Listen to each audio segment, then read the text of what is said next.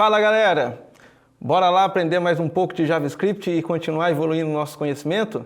Estamos aqui nesse vídeo 3, a gente vai continuar implementando a nossa aplicação e absorvendo ainda mais conhecimentos em JavaScript. Vamos lá. O que a gente fez até aqui, né? É legal a gente dar uma revisada para a gente poder entender o processo de tudo, de toda essa construção que a gente está fazendo. Então a gente tem lá o nosso JavaScript e tem aqui o nosso HTML, onde a gente tem 3 campos, que é o campo do produto, a quantidade, o valor e um botão Submit, que quando eu clicar sobre ele, ele vai fazer a submissão do form. A gente captura esse evento de submissão do form através de um escutador de eventos, Event Listener, e quando esse evento acontecer, ele vai executar essa função de callback, que é uma função interna, para poder fazer com que toda a lógica da aplicação aconteça. E aí a primeira coisa que a gente faz é cancelar o comportamento padrão desse método submit, ou seja, a gente não deixa ele atualizar a página e aí a gente consegue enxergar as alterações que a gente faz. Tá? Capturamos então todos aqueles elementos que a gente tem em campo, que são os elementos input, e armazenamos eles em variáveis da variável produto, quantidade e valor. Para poder selecionar esses elementos, nós estamos utilizando o objeto form, que a gente capturou aqui em cima, e não o próprio DOM, né, que é toda aquela estrutura. Para qual o motivo? Para que a gente consiga ter maior desempenho. Em uma página HTML, onde a gente tem muitos elementos, o Query Selector vai gastar um tempo para poder encontrar os elementos de formulário. Quando a gente usa o próprio elemento formulário, ele gasta um tempo menor. Por quê? Porque ele vai procurar esses elementos que a gente está pedindo para procurar apenas dentro desse elemento formulário, tá? Não dentro de toda a estrutura, aquela árvore composta dos elementos que existe dentro da minha página HTML, ok? E aí, pessoal, aproveitando, qual é a diferença para eu utilizar o Query Selector e o Get Element by ID, que é o que a gente já utilizou em outras aulas anteriores? Bom, se você procurar na internet, você vai encontrar vários conteúdos dizendo, olha, o Get Element by ID ele tem um tempo de processamento menor do que o Query Selector. Ou o Query Selector tem um tempo um pouco melhor do que o Get Element by ID. São várias coisas que você vai encontrar. Mas a principal é, com o Get Element by ID, a gente só pode selecionar o elemento através do ID. Com o Query Selector, a gente consegue selecionar o elemento da mesma forma que a gente aplica seletores em CSS. Eu posso utilizar o ID daquele elemento, eu posso utilizar o nome da própria tag, como eu estou fazendo aqui no form, ou eu posso utilizar o ID que a gente colocou nas tags. Então, aqui na tag input, do produto, da quantidade e do valor, a gente identificou ele, cada um com um ID único. E aqui com o Query Selector, nós estamos selecionando ele a partir do ID. A única diferença é que a gente tem que colocar um hashtag quando a gente está selecionando pelo ID, ok? E se for por classe, o Query Selector também permite que eu selecione objetos, elementos, né, da minha tag, as minhas tags HTML, utilizando classes. Então, ao invés de eu colocar o hashtag, eu teria que colocar o pontinho, que é o sinal, quando eu estou selecionando uma classe, né? Então, essa é a grande diferença, é que o Query Selector me dá mais opções de seleção do que o Get Element by ID. Mas continuando, então, capturamos os nossos valores dos inputs, né? Na verdade aqui são os elementos inputs. Depois que a gente capturou, nós temos que fazer a validação, ou seja, a gente quer que a pessoa informe todos aqueles campos, preencha todos aqueles campos com informações. Então a gente valida o produto, valida o campo quantidade, valida o campo valor e caso eles estejam em branco, nós emitimos um alerta informando a pessoa que ele deve informar aquele conteúdo naquele determinado campo. Uma vez validado, então a gente tem as informações em mãos, o que a gente faz? A gente cria um objeto, que é uma variável especial, que permite que a gente armazene mais de uma informação dentro dele. Então, geralmente as variáveis, elas armazenam um único valor. A gente tem outro objeto especial que é o nosso array, mas ele é diferente do objeto, porque o objeto a gente armazena, vamos pensar o seguinte, um registro apenas. Então, ou seja, dentro desse objeto eu armazeno uma variável especial onde eu armazeno a descrição do produto que a pessoa digitou, a quantidade informada também daquele produto que foi consumido e o valor. E aí depois eu vou adicionar esse objeto no meu array. Então o array, ele permite que eu adicione N objetos com esses valores dentro dele. O objeto em si, esse objeto literal, ele permite que eu armazene valores, mas não uma lista de valores. Vamos dizer o seguinte, é apenas um registro. Se a gente for pensar no Excel, é apenas uma linha do nosso Excel, ok? Então a gente criou um objeto para armazenar os dados digitados pelo usuário. Adicionamos na nossa lista que a gente está simulando como um banco de dados. E aí depois veio aqui a grande parte, o último tópico que a gente estudou, que foi muito importante, que é o DOM. A gente não usa só para selecionar elementos. O DOM a gente usa também para criar novos elementos, remover elementos. Então eu posso fazer o que eu quiser com essa estrutura em memória. Então aqui a gente começou a criar essa estrutura de dentro da tabela, né? Para que aqueles itens que a pessoa digita, que foi consumida e aperta o botãozinho mais, ele venha a aparecer aqui na lista realmente, né? Então a gente começou criando essa estrutura. A gente criou uma coluna, que é um TD, né? Através do Document, Create Element e aqui o nome da tag. Depois a gente adicionou o texto no meio da tag. Então a gente criou a primeira coluna, a segunda coluna e a terceira coluna, ambos para guardarem os valores digitados que o usuário digitou lá no formulário. Criamos aqui também um botão, então com esse Create Element eu posso criar vários elementos, né, qualquer um elemento. Demos o texto para ele de X, depois criamos o TD e armazenamos, adicionamos esse TD, né, esse botão como filho dessa coluna.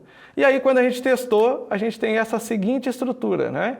Então, a gente criou a primeira coluna com o valor 10, a segunda coluna com a descrição do produto, a terceira coluna com o valor de R$5, o botão com o textinho de X, depois o TD, que é a próxima coluna, só que aí a gente não está trabalhando com o texto, né? A gente está trabalhando com outro elemento, então a gente pegou, adicionou esse elemento button dentro do TD, utilizando o append. Então veja que tem a diferença. O append, eu estou adicionando um novo elemento. O inner HTML, eu estou adicionando um texto, ok?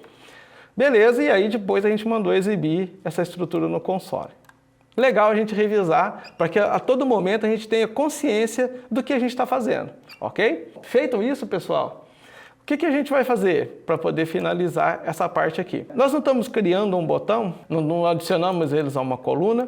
Então, se eu testar, por que esse valor que eu estou criando não está sendo adicionado aqui dentro da minha lista? Não está sendo adicionado porque, por enquanto, eu tenho esses elementos criados em memória, mas ele não está vinculado à nossa lista. Como assim? Olha, vamos olhar aqui o nosso HTML. O nosso HTML, a gente tem aqui que esses elementos, eles estão, primeiro, todas as colunas estão adicionadas dentro de uma TR, né? Todos os TDs que eu tenho estão adicionados dentro de uma TR, ou seja, os TDs são filhos de TR. Até agora, nesse momento, a gente criou as colunas, adicionou os conteúdos dentro dessas colunas, mas a gente não tem uma tag TR para agrupar isso daqui tudo. Então, vamos lá.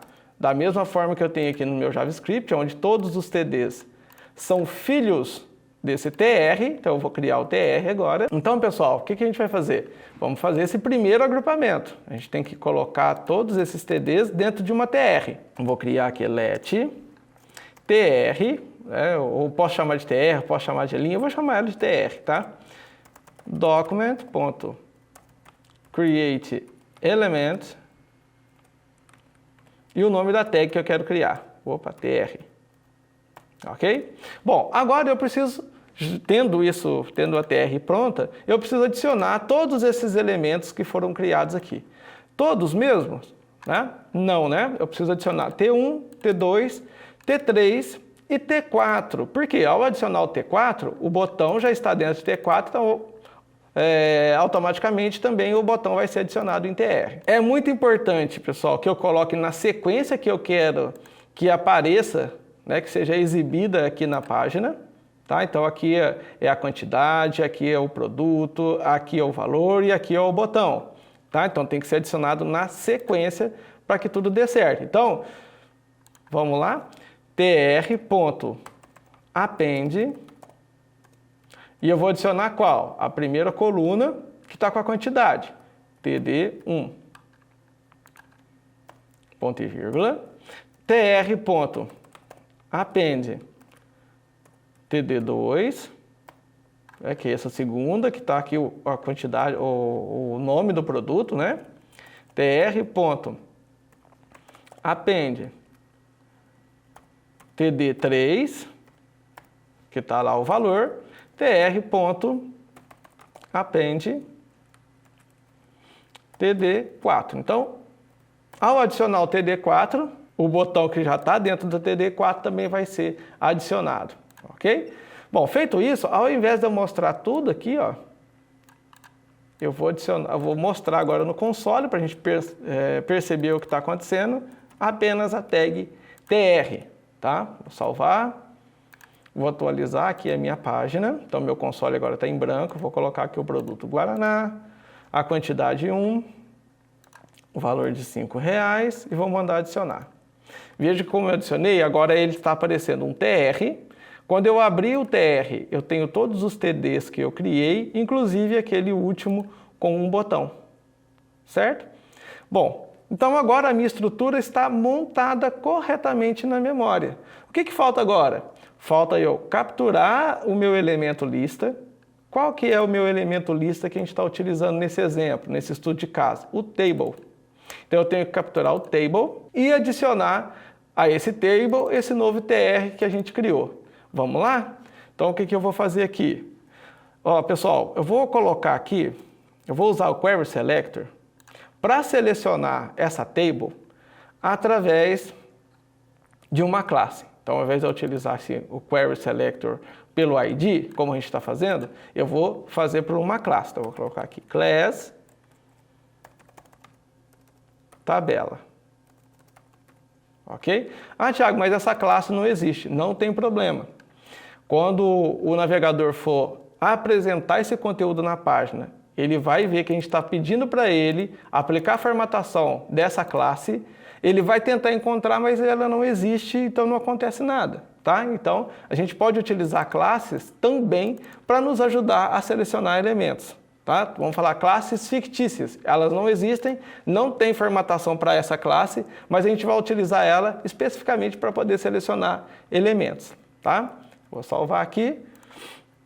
Aqui em cima, eu vou capturar então a minha tabela, const.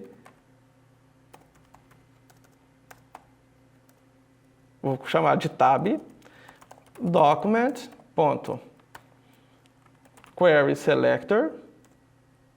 E aí agora, ao invés de utilizar o ID, eu vou utilizar a classe. Qual é a classe que a gente deu para a tabela? A classe com o nome de tabela. Então aqui agora eu coloco tabela.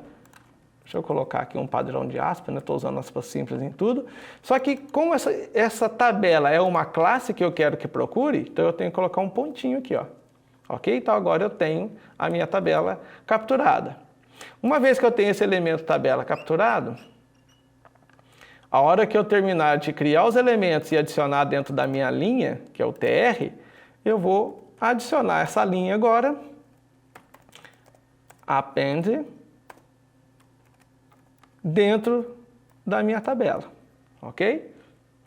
Vou salvar, vou atualizar a minha página, então eu vou consumir um Guaraná, quantidade 1, um valor de R$5.